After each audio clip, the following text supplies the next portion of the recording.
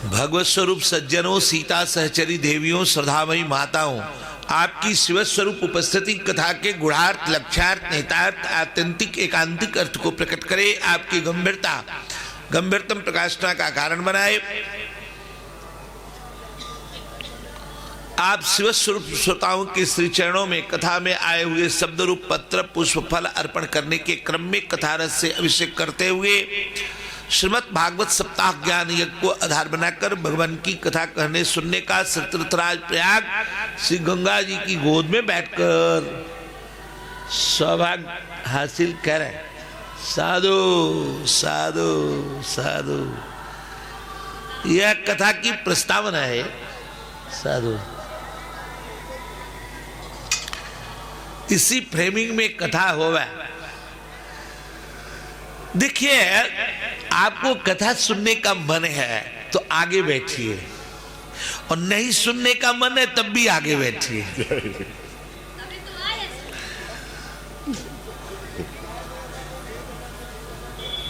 कथा नहीं सुनने का मन रहेगा फिर भी आगे बैठेंगे तो आपको कथा सुनने का दिल करने लगेगा।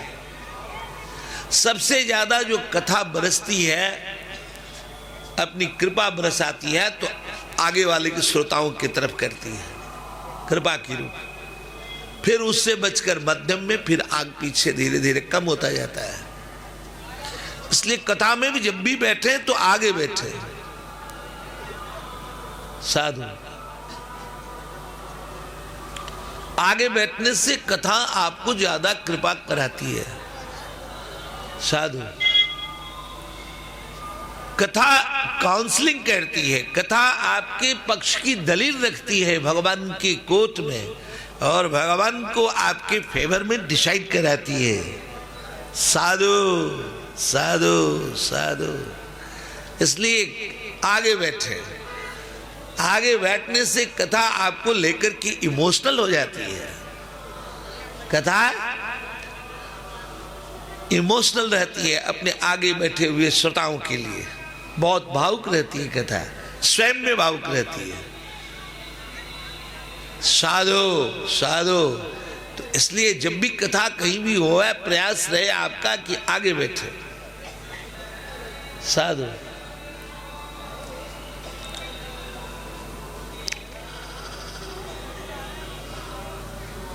हम लोग इसी शहर के पढ़े लिखे हैं, तो बचपन से अपनी कथा में रुचि है। तो पंडित राम किंकर जी उपाध्याय, साकेत वासी, गोलोक बैकुंठ वासी, उनकी कथा बड़ी प्रिय हुआ करे। बहुत गंभीर लेक्चर होवे उनका। तो हम जीआईसी में, इलाहाबाद जीआईसी में पढ़े। हिंदी साहित्य सम्मेलन के पीछे वो कथा करने आवे। जब हम एमए में पहुंचे तब वो अशोक नगर में कथा करने लगे, वो भगत नारायण ज्वेलर्स वाले के यहाँ। वो बाद में, लेकिन जब हम लोग यंग बच्चा थे तब वो हिंदी साहित्य सम्मेलन के पीछे कथा करते थे। तो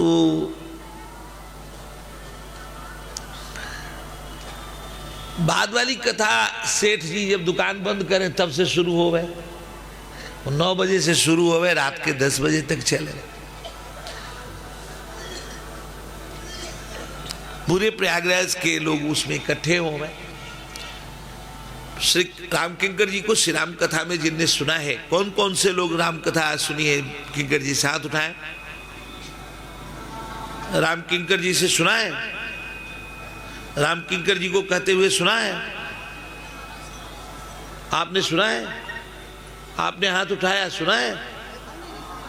नहीं, छोटा बच्चा हाथ उठाया, सुना है? हाँ, क्या क्या बोला? अरे क्या यार, सुनाई नहीं पड़ रहा है?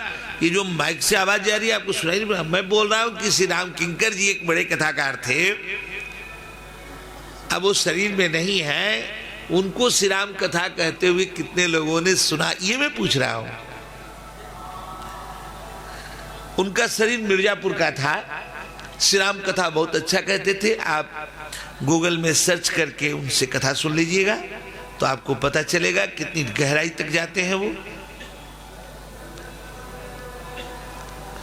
तो मैं जो कहना चाह रहा था कि हम तो आगे ही बैठते और हम लोग लेट हो जाते, तो लेट हो जाते फिर भी आगे जगह खाली रहे। मैं नित्य लेट पहुंचू, जहां से हमको आना होता तो लगभग 15 किलोमीटर दूरी से आना होता, और गर्मी का दिन होवे, साइकिल से आवे तो देर से पहुंचे वहां। अब अपना कुछ देर से आने का स्वभाव भी है, अभी भी आ रहे हैं तो देर से आ रहे हैं, बेचारे 6 बजे से बैठे हैं, मैं तो 8 ही बजे आया साधु। तो देर से भगवान ने हमको डिजाइन किया है देर से साधु। तो देर हमारे स्वभाव में है, कोई काम करेंगे लेट से करेंगे, काम वही करेंगे, लेकिन जब एकदम हो जाएगा कि अब एकदम करना ही है तभी करते हैं। बल्कि छोटे साधु जो है नाराज होते हैं कि जो काम करना है पहले से प्लान होना चाहिए और उसको समय से संपन्न करने का सोचना चाहिए। अब एकदम आप एंड टाइम पर उस पर काम करते हैं। जब बिल्कुल आपके जजमान नाराज होने लगते हैं अंदर अंदर से, महाराज तो गजब है, कहाँ फेरे में डाल दिया, और जब एकदम अंदर से चिढ़ने लगते हैं तब जो है महाराज बताते नहीं, तो गलत बात है। आप हमारे लिए प्रार्थना कीजिए कि हम समय से कथा में आया करें साधु। ये सब जिम्मेवारियां जो है ना, सब एक्सक्यूज है, ये सब बहाने हैं।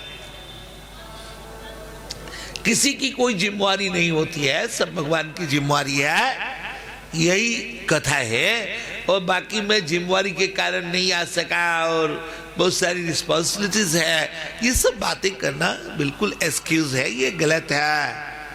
आप देर से क्यों स्नान करने आए, क्या कहें महाराज बड़ी मजबूरी थी, सब बहाने हैं। नहीं, आपका दिल नहीं हुआ तो आप नहीं आए बाबा। तो आप हाईली ऑप्लिकेंट होवे अपने डेली रूटीन को रेगुलाइज करने में साधु।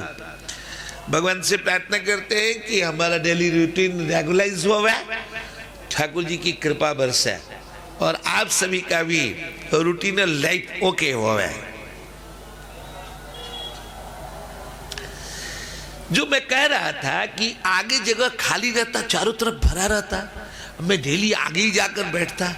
मैंने सोचा कि चारों तरफ आदमी बैठता है, यहां क्यों नहीं बैठता है आगे में? कौन सा भूत प्रेत है, क्या है, आगे की जगह क्यों खाली रहता है? चारों तरफ आदमी भरा है, आगे ही खड़ा खाली है, और मैं उधर ही जाकर बैठता। तो मैं लास्ट दिन में पूछा कि यह जगह हर दिन खाली क्यों हुआ? मैं सोचता कोई वीआईपी आएगा उसके लिए खाली है, और मैं पूरा समय बैठा रहता, कोई वीआईपी आवे ही नहीं। पूरे कथा का दिन समाप्त हुआ, 9 दिन बीता, कोई आया नहीं, और मैं डेली लेट से आया, मैं डेली वहीं बैठा। मैं क्या चक्कर है भैया? मैंने पूछा क्या हुआ? तो लोगों ने कहा गर्मी का मई का दिन था, वो मई का दिन है, यहाँ के ऊपर का जो पंखा है वो बिगड़ गया है, तो यहाँ गर्मी में कौन बैठेगा?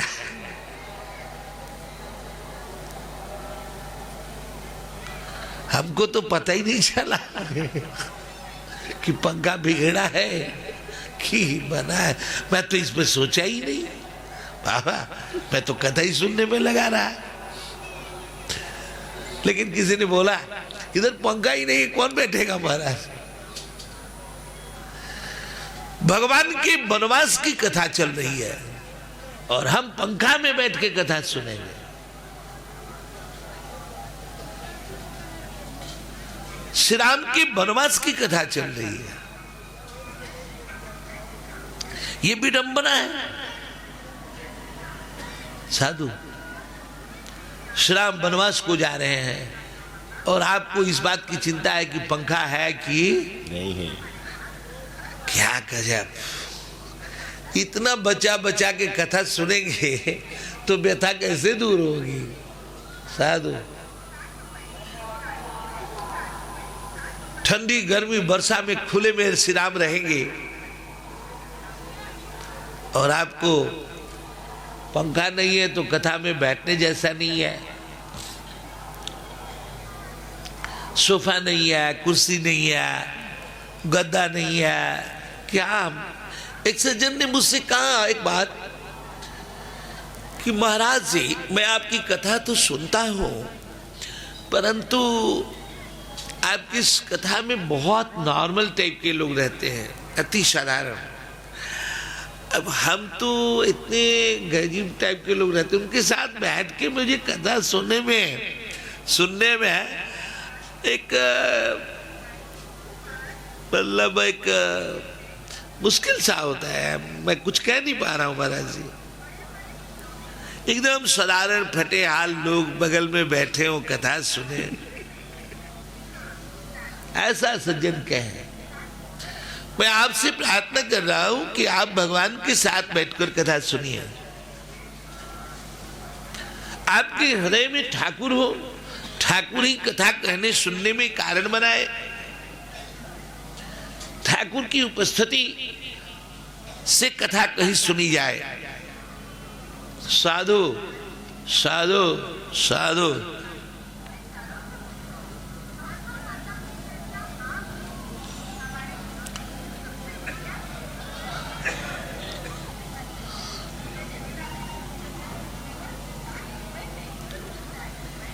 ये जो श्रीमद् भागवत महापुराण है, इसमें सप्ताह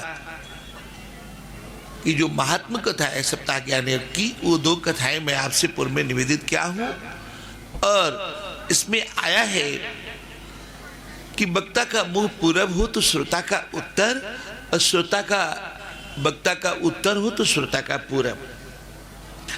दक्षिण पश्चिम का नहीं, क्या उत्तर पूरब का संयोग से कथा होवे। उत्तर पूरब का अर्थ होता है ईशान कोण। उत्तर पूरब का जो कोण होता है वो ईशान कोण होता है, और ईशान कोण में बैठ करके कथा करने सुनने का सौभाग्य प्राप्त करें। ईशान कोण में कामारी शिव वास करते हैं। कामारी शिव कथा के रोल मॉडल है। कथा क्या है? जहां व्यथा न हो। व्यथा क्या है? शत्रु का होना व्यथा है।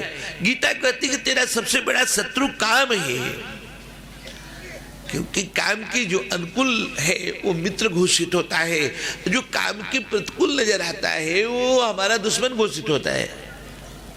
और आज कामना के अनुकूल है, कल कामना के विपरीत हो जाए तो वो मित्र शत्रु बन जाता है। और आज कामना के विपरीत जो है, कल कामना के अनुकूल हो जाए तो शत्रु मित्र बन जाता है। इस तरह से मित्र को शत्रु, शत्रु को मित्र घोषित कराने में कारण तो काम है।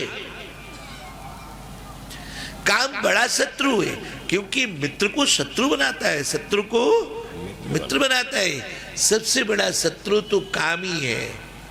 आपको पता चल जाए कि आदमी ऐसा है, इधर उधर की बात करता है, वो मित्र को शत्रु बना देता है, शत्रु को मित्र बना देता है। उससे सोचेंगे इससे हम मुक्त रहे भैया, इससे संबंध नहीं रखना है, ये कुछ भी बवाल पैदा कर सकता है।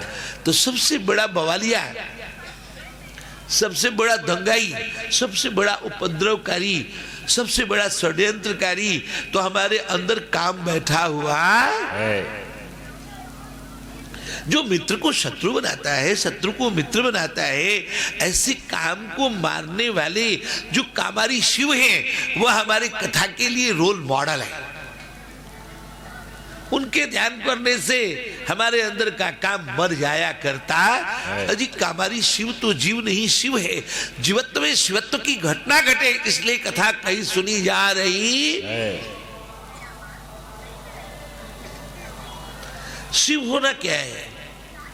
हिंदू, मुसलमान, सिख, ईसाई, ब्राह्मण, क्षत्रिय, वैश्य, शूद्र, नर, नारी, नपुंसक, धनी, गरीब, गोरा, काला, बिहारी, पंजाबी, गुजराती, मराठी, हिंदुस्तानी, पाकिस्तानी, कैनेडियन, फ्रेंच, यह जीव का धर्म है।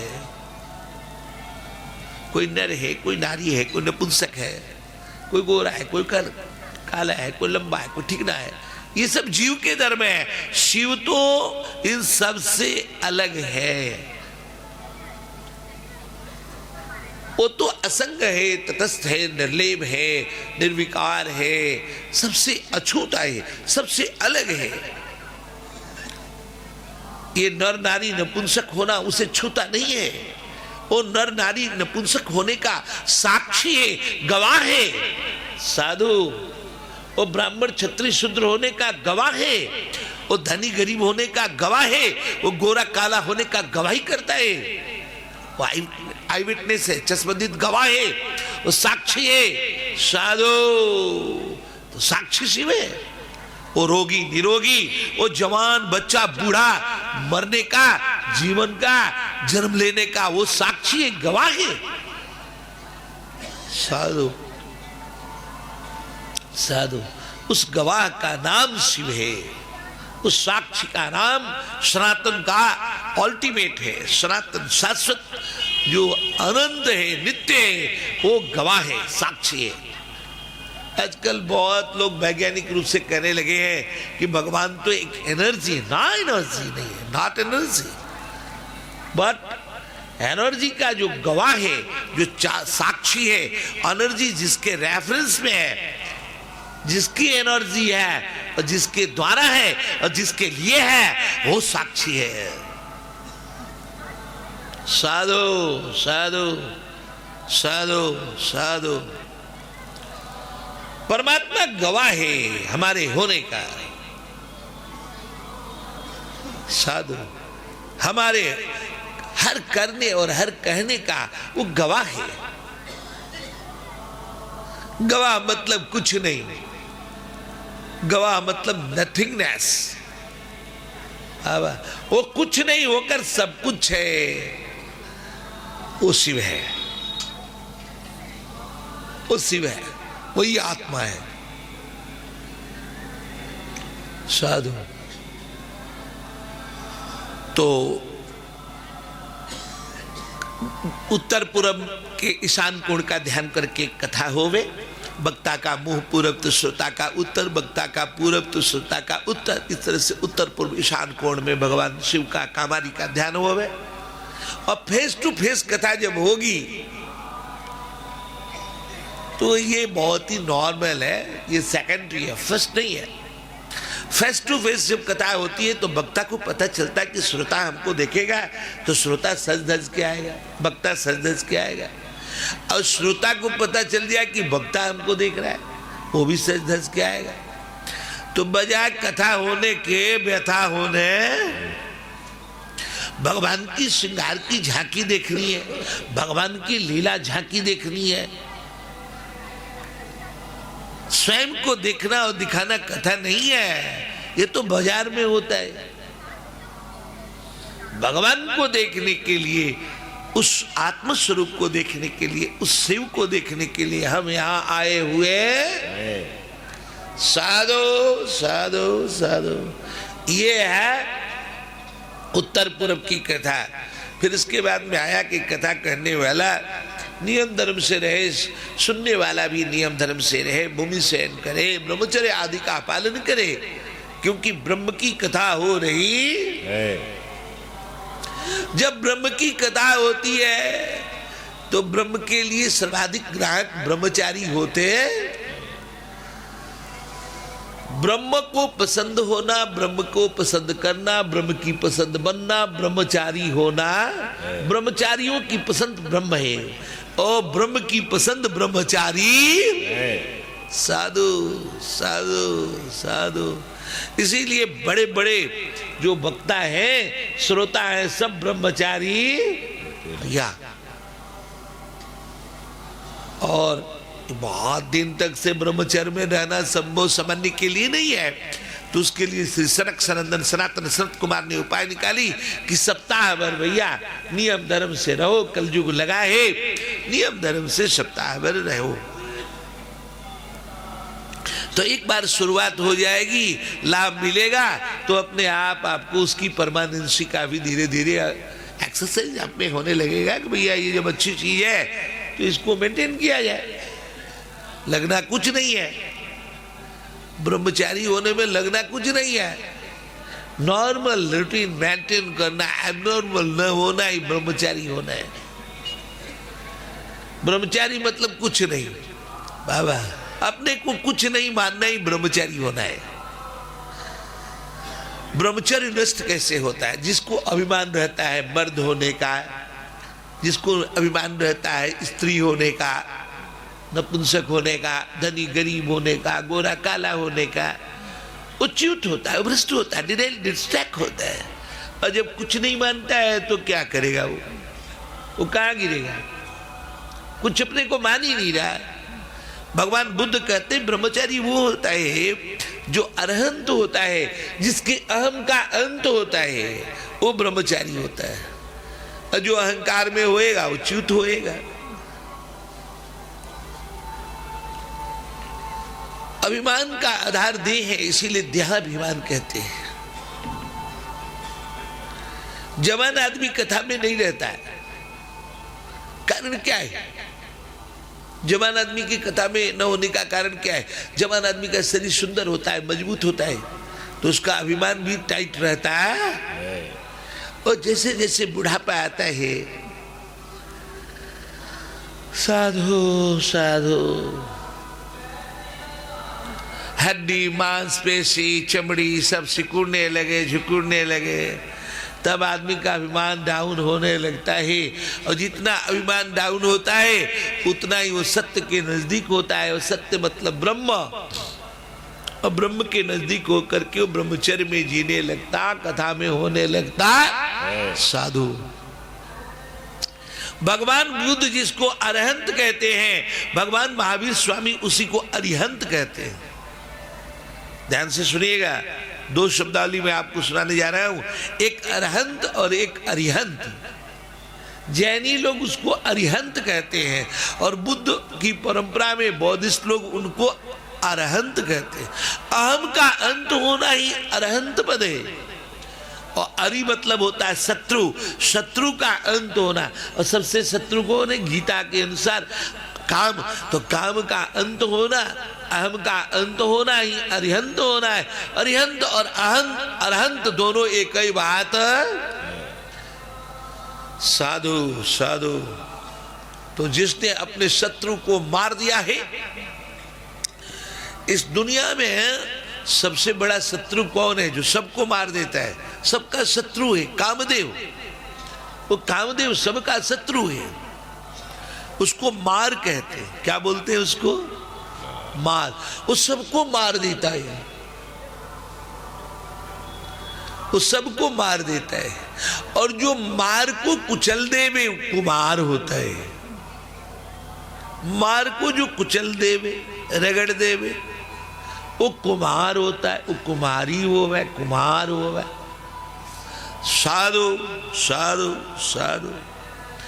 अच्छा, भारतवर्ष में 100 वर्ष उम्र प्रॉपर मानी जाती है कि अगर सही ढंग से खान पान रहा, रूटीन अच्छा रहा, भगवान के यहाँ से कृपा रही, तो 100 वर्ष एक आदमी जी सकता है। मनुष्य का जीवन 100 वर्ष का लगभग है। अब इस 100 वर्ष में भारतीय दर्शन ने तय किया कि 75 वर्ष तो आपको ब्रह्मचर्य में रहना है। शुरू के 25 वर्ष ब्रह्मचर्य में रहने, फिर शादी विवाह हुआ, बच्चे हो गए, फिर वानप्रस्थ हुआ। 50 के बाद 51 में वन है, तो वन से फिर वानप्रस्थ हो गए, तो फिर वन में भी आपको ब्रह्मचारी रहना है। फिर उसके बाद 75 के बाद सन्यासी हो गए, फिर ब्रह्मचर्य में रहना। तो 75 वर्ष तो ब्रह्मचर्य में रहना है। श्रीमद् भागवत महापुराण में आया है, भगवान नारायण से श्री उद्धव जी ने एकादश स्कंद में पूछा, हे भगवान कृपा करके बताइए कि अगर आपको ब्रह्मचर्य ही इतना पसंद है और ब्रह्मचारी ही आपको अच्छा लगता है, तो आपने लोगों की शादी क्यों करा दी? भगवान से श्री उद्धव जी ने पूछा। भगवान ने कहा कि भाई शादी तो मैंने कराई है ब्रह्मचारी होने के लिए, परिसंख्या विधि से हमने शादी कराई है ब्रह्मचारी होने के लिए। घुमा करके सीधे सीधे नहीं कहें, ब्रह्मचारी होने के लिए हमने शादी कराई थी।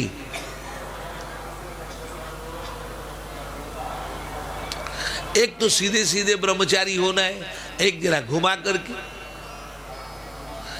ब्रह्मचारी होना क्या है? ब्रह्मचारी होना है कि हर मनुष्य में, ह्यूमन बीइंग में, मेल हो या फीमेल, हर फीमेल में मेल हार्मोन होता है, हर मेल में फीमेल हार्मोन होता है। विज्ञान इसको स्वीकृति देता है। तो भजन करेंगे ना तो आपके अंदर, फीमेल के अंदर मेल हार्मोन तय होने लगेगा और मेल के अंदर फीमेल हार्मोन तय होने लगे तो बाहर के फीमेल की जरूरत नहीं पड़ेगी। Not good, not bad, but irrelevant. और फीमेल को भी जब मेल की प्राप्ति होगी, अंदर में जो मेल हार्मोन सेक्रेट करेगा, तो फीमेल के लिए भी मेल रेलेवेंट नहीं रह जाएगा। ओ गाली देने जैसा, मारपीट जैसा भी नहीं रहेगा, नॉट रेलेवेंट। ये जो गाली वाली देते हैं ना, जैसे कोई मेल है फीमेल को गाली देवे, झगड़ा करे, तो इसका मतलब नहीं है कि उसे फीमेल की जरूरत, वो इसका मतलब है कि और ज्यादा फीमेल को चाहता है। अब फीमेल उसकी आवश्यकता के अनुसार अपने को तय नहीं कर पा रही, इसलिए गुस्सा कर रहा है। वास्तव में वो फीमेल चाहता है। और ऐसे ही फीमेल मेल पे हार्मोन, मेल के लिए गुस्सा करे, खूब क्रोध करे, तो इसका मतलब है फीमेल मेल खूब चाहती है, परंतु मेल उसके अनुसार, उसकी इच्छा के अनुकूल व्यवहार बर्ताव नहीं कर रहा है, इसलिए वो गुस्सा कर रही है। और जब आपका स्वास्थ्य ठीक होगा, जब आपके अंदर का शत्रु मरेगा, आप स्वस्थ होंगे, स्वरूपस्थ होंगे, स्थित प्रज्ञ होंगे, तो मेल के लिए फीमेल और फीमेल के लिए मेल रेलेवेंट नहीं रह जाएगा। अर्धनारीश्वर कॉम्प्लीट मैन है। साधु साधु, ये जो नपुंसक होते हैं ना, आप सोचते होंगे कि महाराज नर नारी की तो बात कर रहे हैं, नपुंसक की बात नहीं कर रहे। ह्यूमन में तो नपुंसक भी है। नपुंसक जैसा कोई नहीं होता है। नपुंसक जो होता है वो गलत बात है, नपुंसक नहीं होता है। संस्कृत में जो ब्रह्म है वो नपुंसक लिंग है।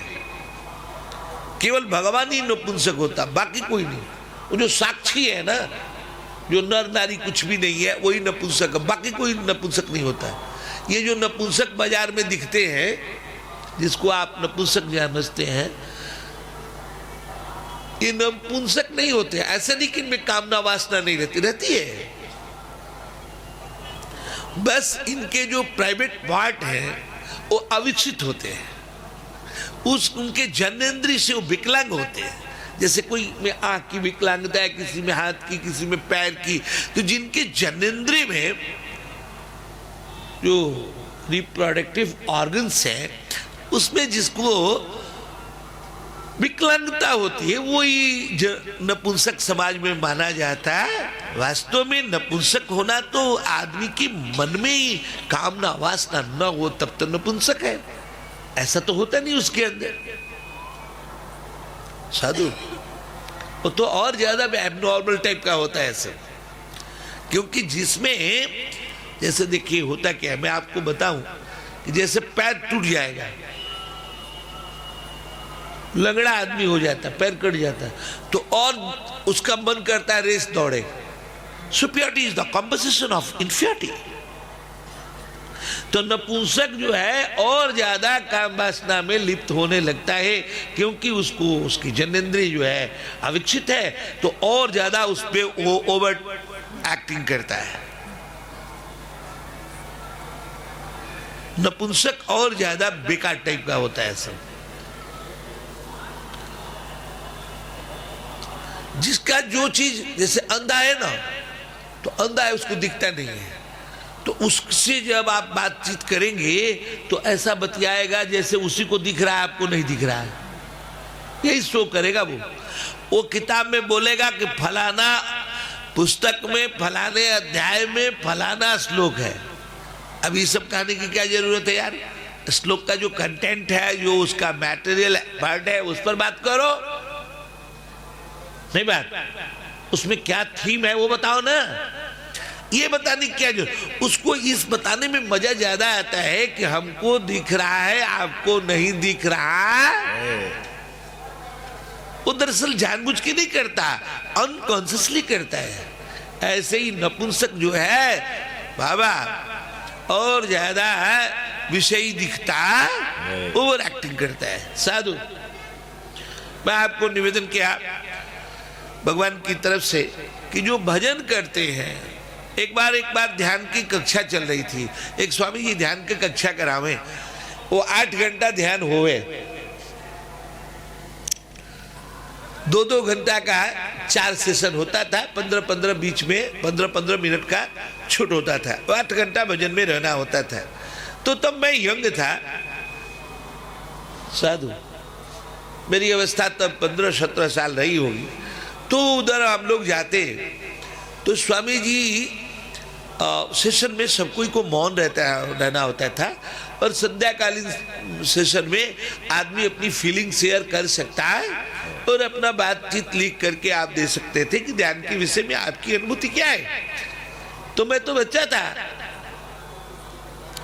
मैंने लिख के दिया ध्यान नपुंसक होने की कला है, एक लाइन लिखा।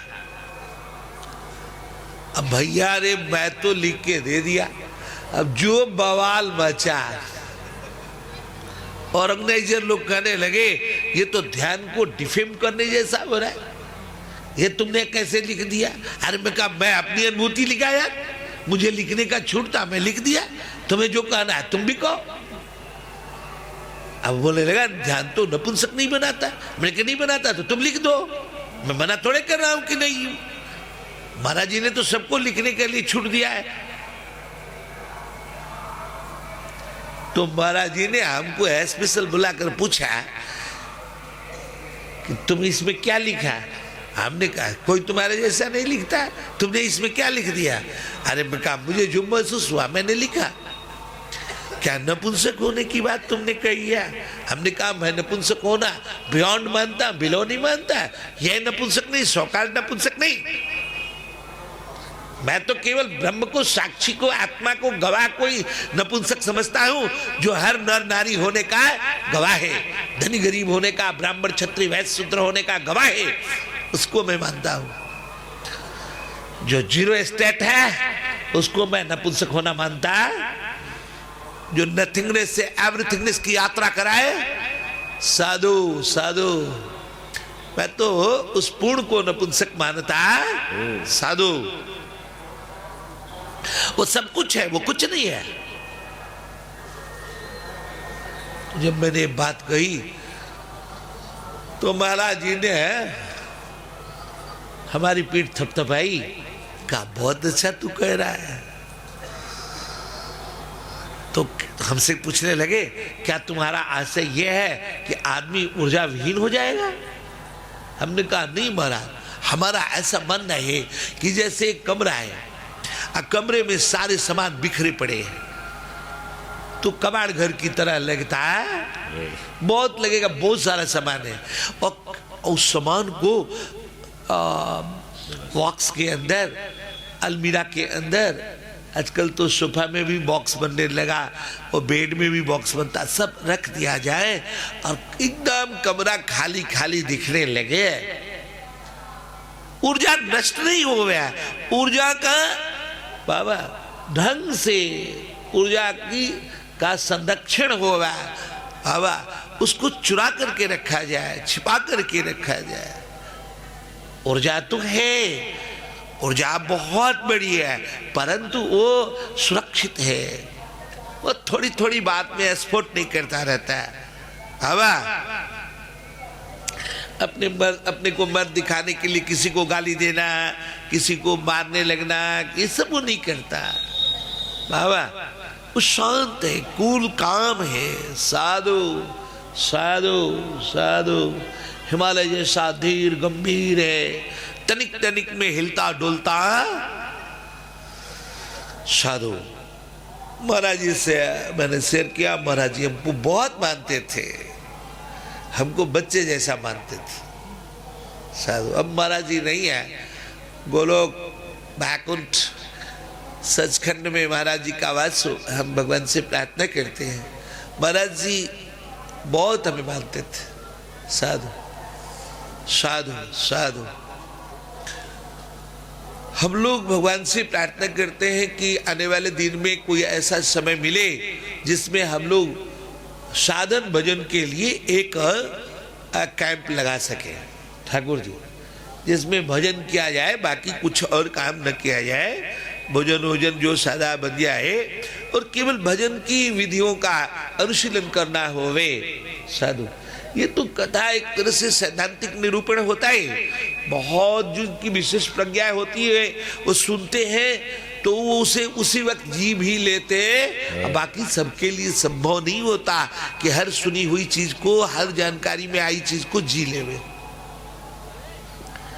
जब आपकी ग्राहकता अच्छी होती है ना, तो जो जो कहा जाएगा उस वक्त ही उसको जी लेंगे आप पूरा विजुलाइज कर लेते हैं, पूरा उसे डाइजेस्ट कर लेते हैं, पूरा उसे अडॉप्ट कर लेते हैं।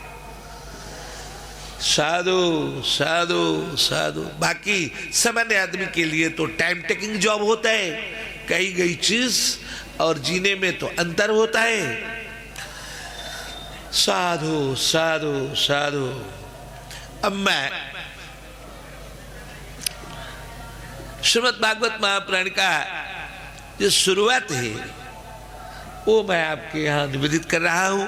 जन्मादस्य यतो अन्वयादितराश्चर्थे स्वज्ञ स्वराट तेन ब्रह्म हृदयादि कवये मुह्यन्ति यत् सूर्य तेजो वारी मृदाम यथा विनिमयो यत् त्रिसर्गो अमृषा धामना स्वेन सदा निरस्तकोकम सत्यम परम धीमहि।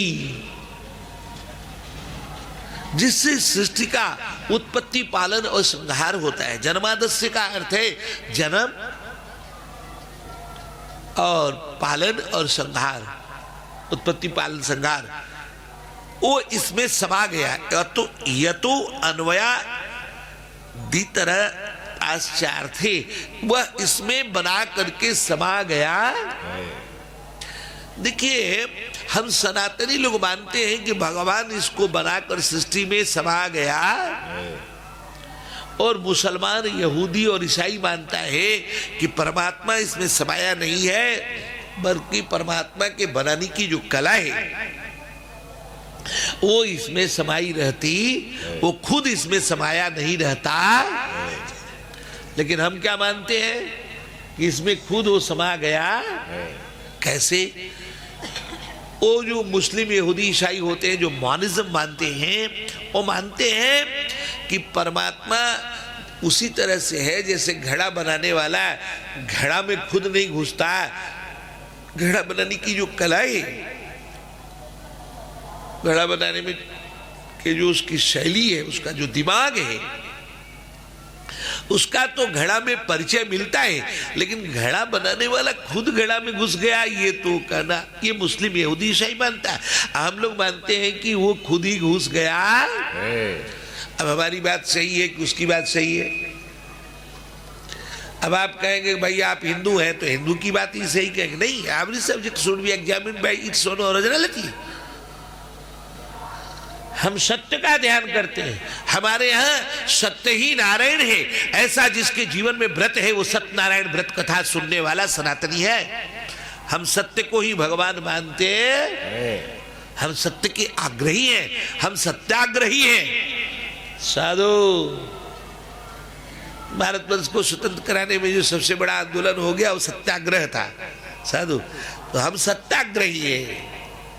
साधु सत्यान्वेषी है, सत्य का प्रेमी है, सत्य को ही नारायण जानता है। सत्य नारायण व्रत कथा। हम सत्य को सब कुछ समझता है, इसलिए सत्य की बात करें। हम हिंदू है इसलिए नहीं कि हम हिंदू है तो हिंदू की बात सही कहेगा, मुस्लिम, यहूदी, ईसाई की बात गलत। देखिए मेरिट पर बात होगी। मेरिट क्या है? कहने वाले का ध्यान नहीं करना है, जो बात कही गई है उसका ध्यान करना है। Every subject should be examined bye its own originality. ये किसके खेत का गुलाब है? दोस्त के खेत का गुलाब है कि दुश्मन के? इससे ये गुलाब है। ऐसा नहीं होगा कि दुश्मन के खेत का गुलाब है तो बेशर्म का हो जाएगा फूल पुष्प, और दोस्त के खेत में बेशर्म का पौधा फूला है तो उसको गुलाब की संज्ञा मिल जाएगी। ऐसा नहीं होगा। गुलाब तो गुलाब है, बेशरम बेशरम है, चाहे वो किसी के खेत में दोस्त या दुश्मन के खेत में साधु, चाहे मुसलमान कहे चाहे हिंदू कहे, बात तो फतेह की होगी, बात की समीक्षा जो है वो मेरिट पे होगी। बाबा इसी के लिए कथा का आयोजन हुआ। इसको कथा का आयोजन क्या है? कथा विमर्श उपस्थित करना, सिद्धांत का अन्वेषण करना। साधु ये कथा का एक तरह से पंचायत है। किस बात को लेकर पंचायत हो रहा है? सत्य को लेकर कि आखिर सत्य क्या, इसी की पंचायत हो रही। साधु पंचों के बीच पंचायत हो रही कि सत्य क्या है, परमेश्वर क्या है। साधु साधु साधु। अच्छा जी, तो एक घटना घटी, कह रहा है कि हम तो कह रहे हैं कि परमात्मा घुस गया है सृष्टि बनाकर, वो कह रहा है कि नहीं घुसा। देखिए घड़ा का दृष्टांत दे रहे हैं, तो घड़ा बनाने वाले जो कुंभकार होते हैं वहां पर मिट्टी पानी हवा उनसे अलग अपना एग्जिस्टेंस रखता है, इसलिए वो उसमें समाये नहीं माने जा सकते। लेकिन जब परमात्मा होता है सृष्टि के शुरू में, तो वहां तो मिट्टी पानी हवा सूरज चांद कुछ भी नहीं होता है, तो वो खुद ही मिट्टी पानी हवा बनता है, सूरज चांद बनता है, वो अपने संकल्प से बनता है। तो इसका मतलब क्या है कि वो जो परमात्मा है साधु, वो जो सेल्फ है, वो जो अद्वैत है, not monism not dualism but non dualism, तो ये जो पूरा एग्जिस्टेंस है, existence is the manifestation of self. बाबा ये पूरा अस्तित्व उस अद्वैत का, उस आत्मा का, उस सत्य का मैनिफेस्टेशन है। वही जो अद्वैत है, जो वननेस है, वही अनेक रूप धारण कर ले रहा है। उसकी मोनो एक्टिंग है, वो स्वयं पानी बना, स्वयं हवा बना, स्वयं जल अग्नि वायु आकाश जो भी है, सूरज चांद सब कुछ, कीट पतंग पशु पक्षी पेड़ पौधा सरोवर, वो सारा कुछ बना, वो पहाड़ भी बना, वो पहाड़ी भी बना। साधु वो सब कुछ स्वयं बन लिया है। तो वो जब बनाया तो इसमें वो घुस गया है, वो इसमें समा गया है। क्योंकि अगर रॉ बॉडी अलग रहता है, कोई मटेरियल अलग रहता है इस सृष्टि को बनाने के लिए, बनाने वाला इंजीनियर की तरह अलग होता, कुंभकार की तरह, तो फॉर्मल बॉडी होता है, उपादान कारण नहीं होता। हम तो मानते हैं कि सृष्टि का उपादान कारण परमात्मा है, परमात्मा स्वयं अपने को मिट्टी पानी हवा बना करके पूरी सृष्टि को निर्मित कर रहा है। इसीलिए हमारे जो तत्वदर्शी लोग हैं, रहस्यदर्शी गोस्वामी तुलसीदास जी जैसे लोग, वो कहते हैं सिया राम मैं सब जग जानी, करूं प्रणाम जोर जुगा। सिया राम ही मैनिफेस्ट हो रहा। इस पूरी सृष्टि में सिया राम का प्रकाशना हो रहा, वासुदेव मात्र की प्रकाशना हो रही। स्वयं वासुदेव अपने को मिट्टी पानी हवा सूरज चांद बना रहा, सिया राम जी बना रहे। सिया राम जी पूर्ण ब्रह्म है, सिया राम जी पूर्ण ब्रह्म है, सिया राम जी पूर्ण ब्रह्म है, सिया राम जी पूर्ण ब्रह्म है, सिया राम जी पूर्ण ब्रह्म है, सिया राम जी पूर्ण ब्रह्म है, सिया राम जी पूर्ण ब्रह्म है, सिया राम जी पूर्ण ब्रह्म है, सिया राम जी पूर्ण ब्रह्म है, सिया राम जी पूर्ण ब्रह्म है, सिया राम जी पूर्ण ब्रह्म है, सिया राम जी पूर्ण ब्रह्म है, सिया राम जी पूर्ण ब्रह्म है, सिया राम जी पूर्ण ब्रह्म है, सिया राम जी पूर्ण ब्रह्म है, सिया राम जी पूर्ण ब्रह्म है, सिया राम जी पूर्ण ब्रह्म है, सिया राम जी पूर्ण ब्रह्म है, सिया राम जी पूर्ण ब्रह्म है, सिया राम जी पूर्ण ब्रह्म है, सिया राम जी पूर्ण ब्रह्म है, सिया राम जी पूर्ण ब्रह्म है। बोल सियावर, रख दीजिए ठनाम, सियावर रामचंद्र की। तो भगवान इस सृष्टि को बनाकर इसमें समा गए साधु। भगवान ने सृष्टि बनाई और भगवान इसमें खुद अपने को समा लिया है। और तेन ब्रह्म हृदया आदि कवि, उस ब्रह्म ने, ध्यान से सुनिएगा,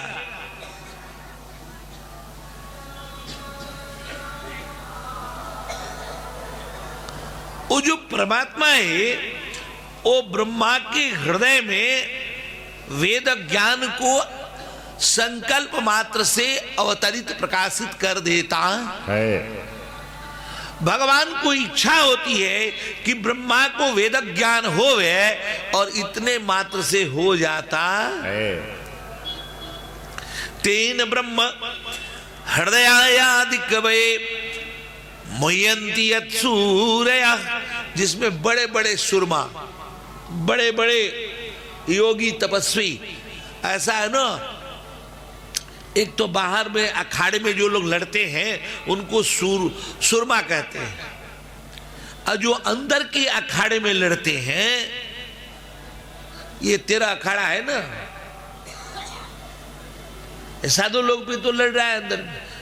तो जो अंदर में लड़ाई देखता है और उसमें जो निर्मलता को प्राप्त हो गया वो निर्मल अखाड़े का है, और जो निर्मोहता को प्राप्त हो गया वो निर्मोही अखाड़े का है, और जो दिगंबर हो गया, वस्त्र कब उसके शरीर से गिर गए पता ही नहीं चला, वो दिगंबर अखाड़े का है, और जो निर्वाण को प्राप्त हो गया, मोक्ष को प्राप्त हो गया, वो निर्वाणी अखाड़े का है। साधु तो उसको वैष्णव दर्शन में सूरी कहा जाता है। क्या बोला जाता है? वो सूरी है। बाहर तो जो जीतता है वो सुरमा है, और जो अंदर जीतता है वो सूरी है। बाहर जो जीते वो जो है वीर है, और जो अंदर में जीतता है, जिसको सेल्फ मास्टरिंग आती है, वो जो है महावीर है। साधु तो बड़े बड़े सूरी जो अंदर में जीते हैं, अर्थात भजना नंदी, तपस्वी, योगी, तपी, यज्ञ, ध्यानी, वैरागी, ऐसे बड़े बड़े सुरमा, बड़े बड़े सूरीजन जिस वेद ज्ञान में मोहित होते हैं, उस वेद ज्ञान को भगवान तुरंत ही ब्रह्मा को प्रदान कर देते हैं। ये ब्रह्मा की टीचिंग का जो ढंग है, टीचिंग का जो शैली है बाबा, उसके अंदर जो मास्टरी है किस विषय की, कि वो अपना वेद ज्ञान ब्रह्मा को नो टाइम में दे देते। कोई क्लास, कोई ट्यूशन, कोई कोचिंग, अब बार बार सिटिंग करने की जरूरत नहीं पड़ती, कोई एक्सरसाइज नहीं। बस उन्होंने सोचा भगवान किसे कहते हैं, जो इस सृष्टि को बनाकर इसमें समा गया और जो ब्रह्मा के हृदय में वेद ज्ञान संकल्प मात्र से डाल देता, ऐसा वेद ज्ञान जिसमें बड़े बड़े ज्ञानी जन मोहित हो जाते हैं। इसी को श्री कबीर साहब जी ने पढ़ लिया होगा और कहा कि जब भगवान ही वेद ज्ञान कराते हैं तो अपना क्यों वेद के पाठशाला में जाकर के माथा खपाना है। मसी कागज छुओ नहीं, कलम गही नहीं हाथ।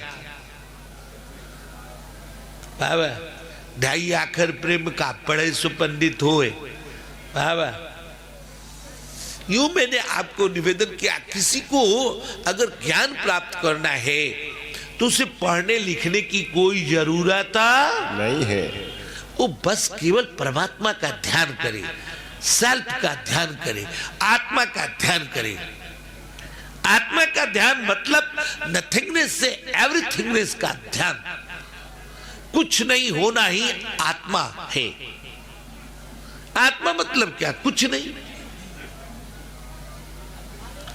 शरीर, इंद्रिय, मन, बुद्धि के विषय में तो पता है, आत्मा का तो पता ही नहीं होता।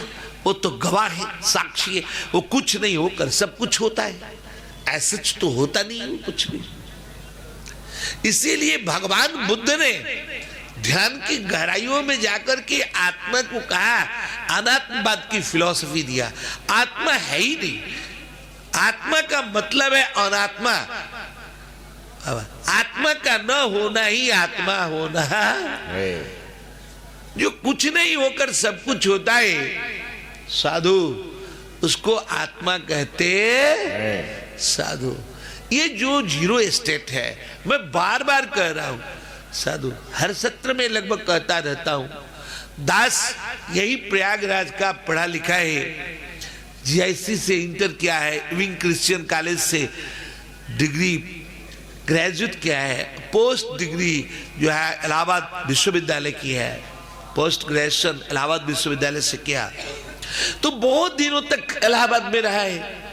यहां पर एक जीरो रोड है, क्या है जीरो, वो जीटी रोड पे, पहले जीटी रोड ये बीच से गुजरे बाबा, तो जीरो रोड है। अब तो बाईपास होने से बगल से गुजर रहा है, परंतु जीरो रोड जो होता है वो मूल प्रयागराज, मूल इलाहाबाद रहा है। आप गूगल में कहीं के लिए मैप लगाकर जाते हैं तो गूगल वाला बताएगा 500 किलोमीटर, 400 किलोमीटर, 300, 200, 100, 50, 40, 30, 20, 10, 5, 3, 2, 1, 0। आप अपने मूल डेस्टिनेशन पे पहुंच चुके हैं। आपका गंतव्य सड़क के बाएं किनारे है, सड़क के दाएं किनारे है, बहुत ही है, जीरो पे आ गए। तो ये जो जीरो रोड है ना, ये जो जीरो माइल है, वो किसी शहर का मूल जगह होता है। हमारा जो मूल डेस्टिनेशन है, मनुष्य मात्र का जो मूल डेस्टिनेशन है, वो जीरो स्टेट को मेंटेन करना है। जिस दिन हम जीरो में पहुंच जाएंगे ना, हमने आत्म लाभ कर लिया, हमने परमात्मा लाभ कर लिया, भगवत लाभ कर लिया। उस जीरो को मेंटेन होने के लिए सब एक्सरसाइज हो रहा है। वहां न हम जीरो स्टेट को मेंटेन करते हुए, श्री तुलसीदास जी कहते हैं, मौसम दीन न दीन हिता तुम समान रघुवीर। मैं दीन ही हूं, मेरे जैसा कोई करीब नहीं है। गरीब निवास दिन बंधु दीनानाथ दीन दयाल। श्री बाबा सूरदास जी जीरो स्टेट मेंटेन करके कहते हैं, मौसम कवन कुटिल खलकामी। श्री बाबा रविदास जी कहते हैं, मैं रविदास अति नीच हमारा। श्री कबीर साहब जी कहते हैं, बुरा जो देखन मैं चला बुरा न मिलिया कोई, जो दिल खोजा अपना मुझसा बुरा न कोई। श्री भरत जी कहते हैं, मुंह समान को पात किए। श्री हनुमान जी कहते हैं, प्रात ले जो नाम हमारा, उसको उस दिन भोजन ही नहीं मिलता। ये सब जीरो स्टेट को मेंटेन करने की आफ्टर वाणियां हैं। जो जीरो स्टेट मेंटेन करता है वो अपने को नथिंगनेस में देखता है। उस नथिंगनेस को स्टेटमेंट में ला करके ऐसा कहा जा रहा है, साधु साधु, मानो मूल डेस्टिनेशन को प्राप्त हो गया। वहां हम जीरो को जब प्राप्त होते हैं तो न हम नर होते, न नारी, न नपुंसक, न ब्राह्मण, न क्षत्रिय, न वैश्य, न शूद्र, न हिंदू, न मुसलमान, न गुजराती, न पंजाबी, न मराठी, न बिहारी, न बंगाली, न उत्तर प्रदेशी, न हिंदुस्तानी, पाकिस्तानी, कैनेडियन, फ्रेंच, न धनी, न गरीब, न गोरा, न काला, न लंबा, न टिंगना, न बौना। वो जीरो स्टेट है। वो हमारा मूल गंतव्य है, हमारा मूल स्वरूप है साधु। उसमें स्थित होने को ही हम स्थित प्रज्ञ होना कहते हैं, स्वरूपस्थ होना कहते हैं, उसी को हम स्वस्थ होना कहते हैं। स्व मतलब अपना, अपने में स्थित होना।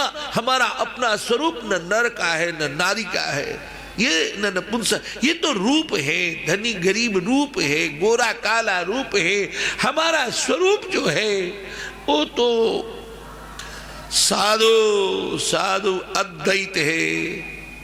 साधु साधु साधु वो जो विशिष्टाद्वैत है, वो जो अद्वैत है, वो जो द्वैताद्वैत है, जो वो शुद्धाद्वैत है साधु, वो जो अद्वैत है, वो जो वननेस है, वो हमारा मूल स्वरूप है।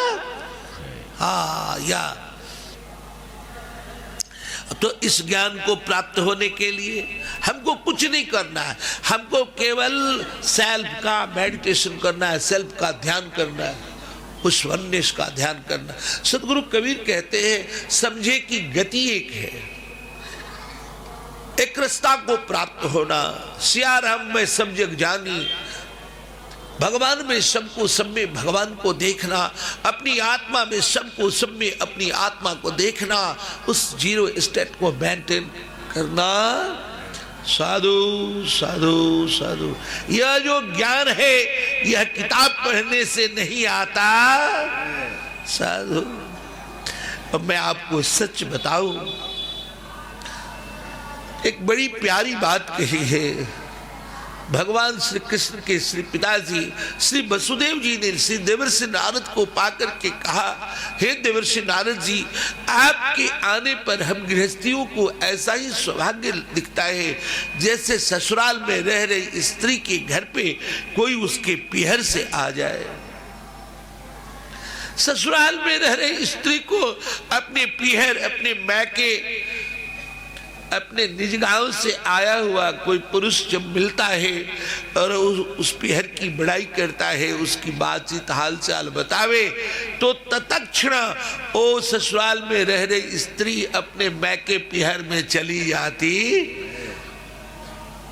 फिजिकली वो बाद में जाएगी, लेकिन मेंटली कॉन्शियसली तो अपने पीहर की हो जाती है। और उस पुरुष को पीहर से आया हुआ पाकर वो आश्वस्त विश्वस्त हो जाती है कि अब मैं इसी का सहारा प्राप्त करके अपने पुनः पीहर को मैं चली जाऊंगी।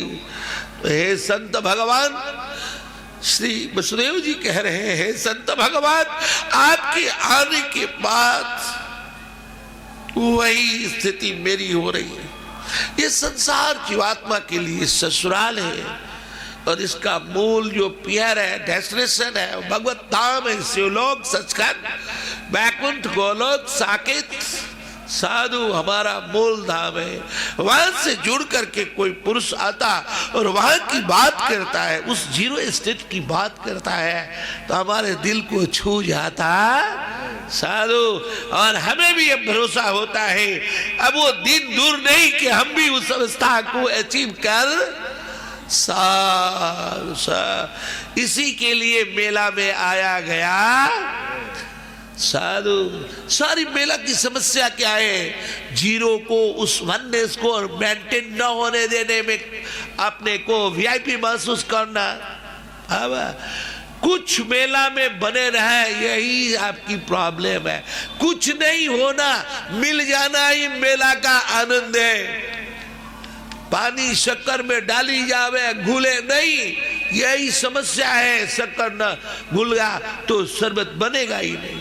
मेले के आनंद को भंग वो लोग कर रहे हैं जो लोग अपने बाबा वीआईपी कल्चर को नहीं छोड़ पा रहे साधु। मेला वो प्लेटफॉर्म है जहां से आप अपने पर्सनल बिहेवियर से ऊपर उठकर पर्सनल यूनिवर्सल बिहेवियर को प्राप्त हो जाए।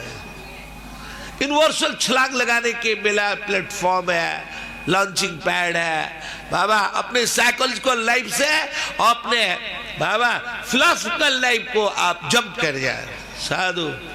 फिलोसफिकल लाइफ जीने के लिए, सर्व सामान्य सहज समाधि को जीने के लिए मेला आपके लिए लॉन्चिंग पैड बन सकता है। लेकिन आप मेले में जाने पर भी अपने ईगो को मेंटेन करने में तकलीफ में पड़ जाते हैं।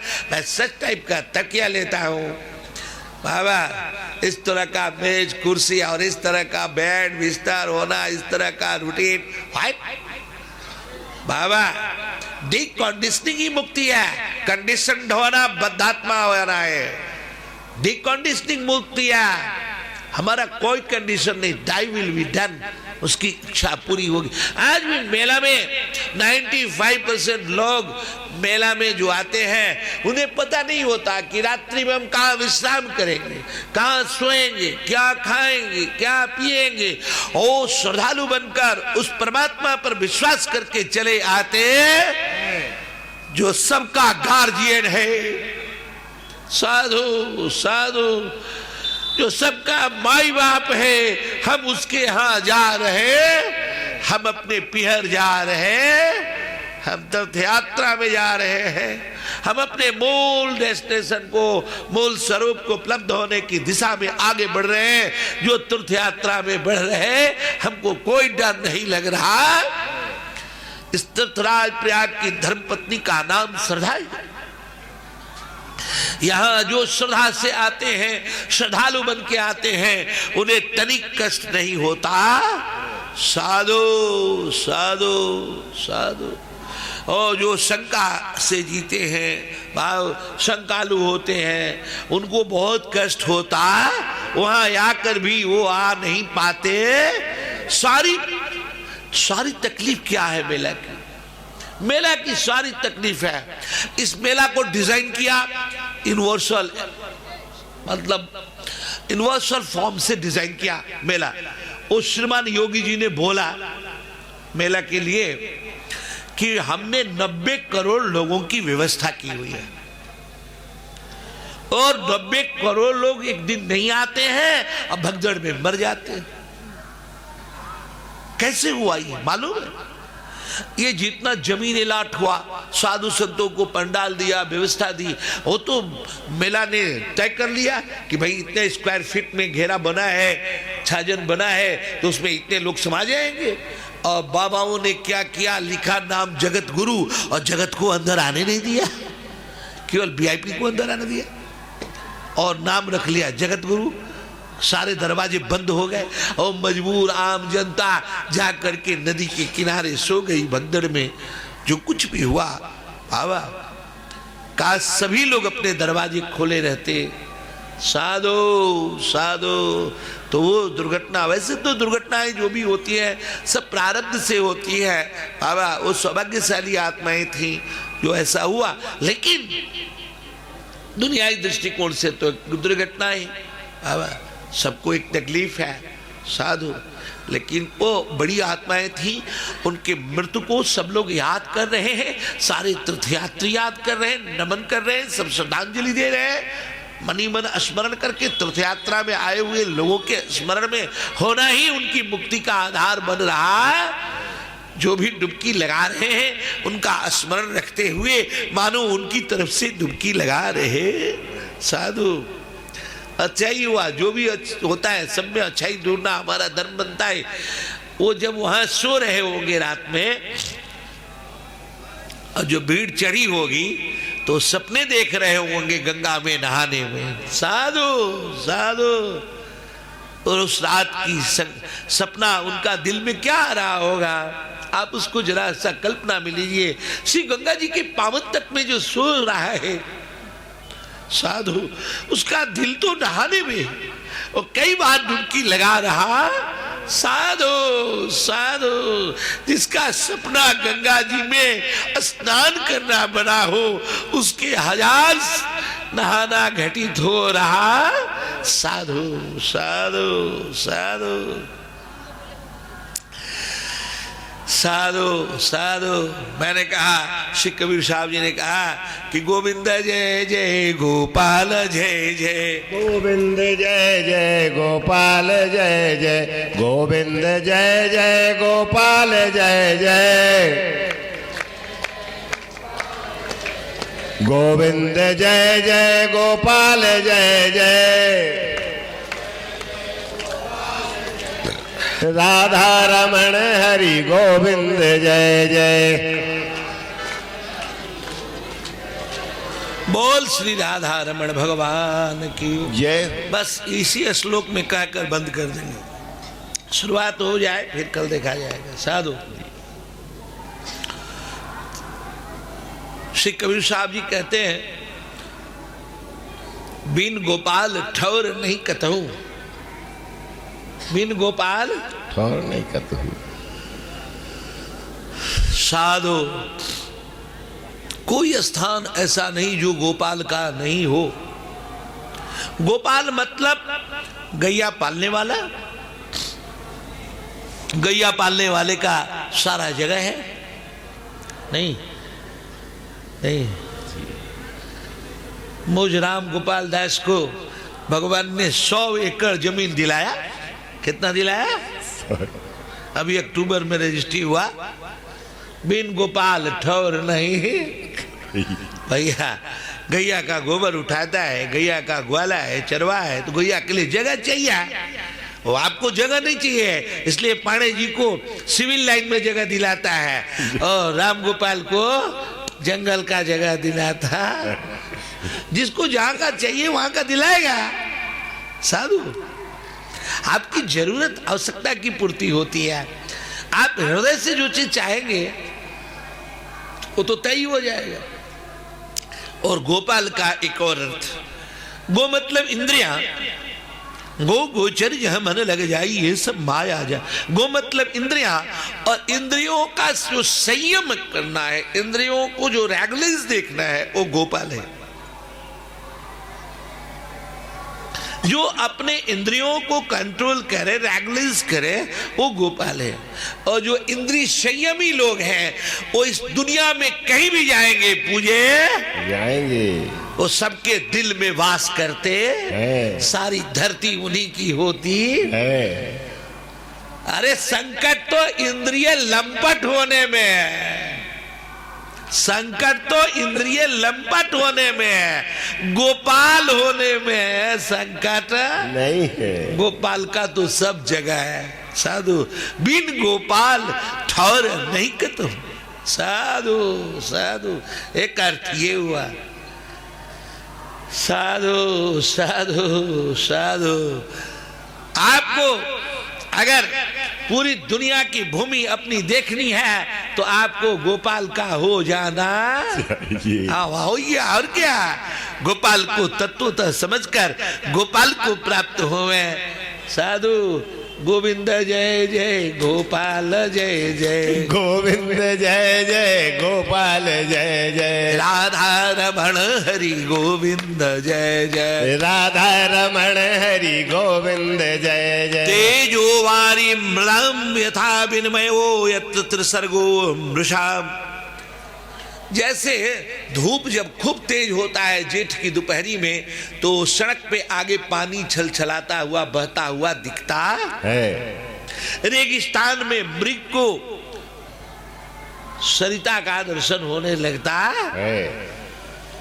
सरिता में जैसे लहर हो गया, वैसे सड़क पर ऐसे रेगिस्तान में जल का स्तर कांपता दिखता है। साधु साधु, मैं एक बात आपको निवेदन करूं कि ठंडी में तो थोड़ा बहुत जल होता भी, उसके कण गिरते हैं। बाबा, धरती थोड़ी सी गीली होती है, भीगी होती है। बाबा, बरसात में थोड़ी गीली, जब गीली भीगी होती है तब तो वो दिखाई नहीं पड़े। और जब जेठ की दोपहरी में सूरज खूब तपता है, जब एक बूंद भी जल नहीं होता है, तब उस समय जल का राशि दिखने लगता है, अपार जल राशि दिखता है। ऐसा कैसे संभव होता है? इसी को साधु साधु साधु यही डालो भैया। मैं आपको निवेदन किया, अत्यंत तेज जब हो रहा है, अत्यंत धूप तप रहा है, जेठ की दोपहरी है और उस समय जल दिखाई पड़ रहा है। इसको श्री वेदव्यास जी उदाहरण में लेते हैं दृष्टांत बनाकर। ऐसे ही जो परमात्मा तेजस्वरूप है, उस परमात्मा में यह त्रिगुणात्मक जगत का दर्शन हो रहा है।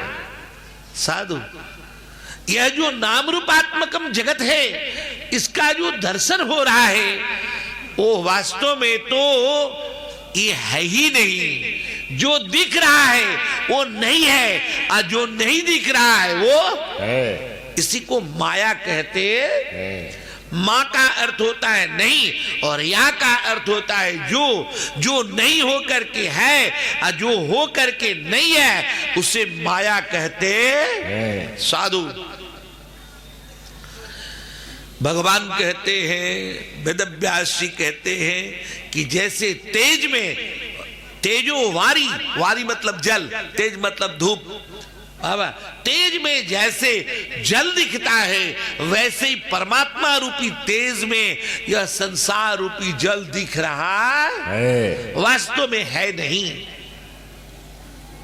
यह त्रिसर्गो अमृषा, झूठ होकर के भी ये सच जैसा साधु धामना स्वेन सदा निरस्त हुकम। देखिए जो नट होता है वो माया और माया के कार्यों से सर्वथा मुक्त रहता है। हाथ काट दिया, गला काट दिया, आम आदमी तो डरने लगता है, लेकिन जो नट होता है, जो जादूगर होता है, उसको भ्रम नहीं होता है कि किसी का गला कटा हुआ है। माया और माया के कार्यों से परमात्मा उसी तरह से भिन्न होता है, अलग होता है, जैसे कोई नट अपने जादूगरी से अलग होता है। तो भगवान की जादूगरी है कि वो धूप में जल दिखा देता है और कुछ नहीं में वो सब कुछ दिखा दे रहा है, कुछ नहीं में सब कुछ दिखा दे रहा है। वो आत्मा जो कुछ नहीं है, वो जो अनात्मा है, शून्य है, उसमें नर नारी नपुंसक दिखा दे रहा है, उसमें धनी गरीब गोरा काला, हिंदुस्तानी पाकिस्तानी, हिंदू मुसलमान ब्राह्मण क्षत्रिय वैश्य बिहारी पंजाबी गुजराती मराठी दिखा दे रहा है, और इस पे जंगें हो जा रही है। साधु इसमें मारपीट भी हो जा रहा। क्या गजब लीला किया लीलाधारी ने, साधु क्या गजब किया। कोई मर्द बन करके स्त्री को गाली दे रहा है, कोई स्त्री बन के मर्द की शिकायत करे, बड़ा गजब। कोई धनी बन के गरीब की शिकायत करे, गरीब को सताए, कोई गरीब होकर के धनी की शिकायत करे। बाबा गजब किया है वो तो, बाबा गजब लीला रची है बाबा। ये भगवान है, उससे वो जरा सा भी प्रभावित नहीं हो रहा। जैसे डायरेक्टर डायरेक्शन देता है फिल्म में, विलन को भी हीरो को भी, अब विलन हीरो दोनों लड़ जाए और हीरो विलन को मारे, विलन हीरो को मारे, अंत में हीरो मार दे विलन को, उसको थोड़े दर्द होता है। वो तो सब जान रहा है कि क्या हो रहा है, हमारे लिखा पढ़ी से हो रहा, हमारे बताने से सब हो रहा। क्या गजब, ये तो बड़ी गजब कर दिया। यूं मैंने आपको निवेदन किया, धामना स्वेन सदा निरस्त कुहकम सत्यम परम धीमहि। उस सत्य स्वरूप परमात्मा का हम ध्यान करते हैं जो कुछ नहीं हो करके सब कुछ हो रहा है। साधु जो शून्य होकर संपूर्णता को अपने में मेंटेन कर रहा है, जो सब कुछ होकर कुछ नहीं है, कुछ नहीं होकर सब कुछ है, उससे हम सत्य स्वरूप परमात्मा का ध्यान कर रहे हैं। श्री गांधी जी महाराज जब 30 साल के नहीं थे तो कहते थे कि गॉड इज ट्रूथ। जब वो 30 साल के हो गए तो कहने लगे ट्रूथ इज गॉड।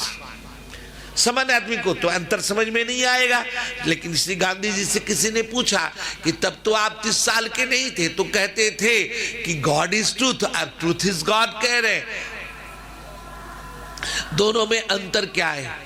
कहा तब मैं ब्रह्मचारी नहीं था, 30 साल के पहले मैं ब्रह्मचारी नहीं, बाल बच्चे हो गए, मैं ब्रह्मचर्य व्रत में आ गया, तब मुझको लगा कि ट्रूथ इज गॉड। देखिए ट्रूथ इज गॉड जब हो जाएगा ना तो झगड़ा खत्म हो जाएगा, नास्तिक भी फिर लड़ेगा नहीं। और राम सच है, कृष्ण सच है, अल्लाह सच है, वाहिगुरु, तब तो लड़ाइयां जारी रहेंगी। और सच ही राम है, सच ही कृष्ण है, सच ही दुर्गा है, सच ही शिव है। बाबा वो सच को ही अगर सबको ही आधार बना लेगा फिर लड़ाई खत्म हो जाएगी। इसीलिए भारतवर्ष में सत्यनारायण व्रत कथा बहुत प्रचलित हुआ, क्योंकि सत्यनारायण सत्य ही नारायण है। ऐसा जिसके जीवन में व्रत है वो कथा में है, बाकी सब व्यथा में है। ये सत्य का ही मैनिफेस्टेशन है, सत्य ही नारायण है। बाबा ऐसे सत्य स्वरूप परमात्मा का श्रीमद् भागवत महापुराण में ध्यान होगा। बाबा चाहते तो श्रीमद् भागवतकार श्री वेदव्यास जी महाराज लिख सकते थे कृष्णम परम धीमहि, तो ये पुराण सम्राट नहीं बनता।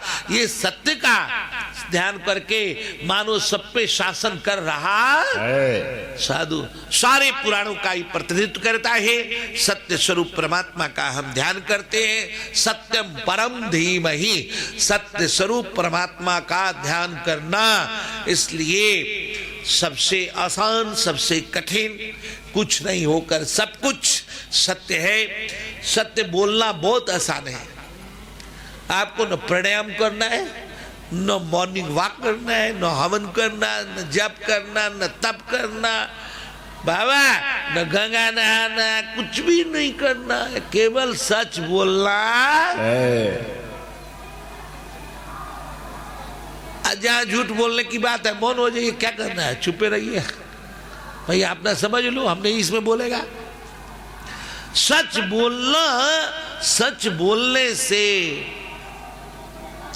आसान कुछ भी नहीं और सच बोलने से कठिन भी कुछ भी नहीं। सबसे आसान है ना साधन, इसमें नाक वोक नहीं मुदना है, नहाना भी नहीं है, इसमें पूजा पाठ भोग तोग बाबा हवन जाप ताप तर्पण अर्घ कुछ भी नहीं करना है।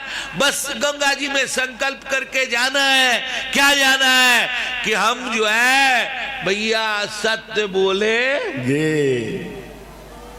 ये तो बेड रिडन रहेंगे, मृत्यु शैया में रहेंगे, तब भी आप अपना भजन कर सकते हैं। सत्य बोलने का नहीं कर सकते, ज्यादा देर चुप रहिए, बोलिए ही नहीं, अब बाकी सच बोलिए। झूठ बोलना एक रोग है।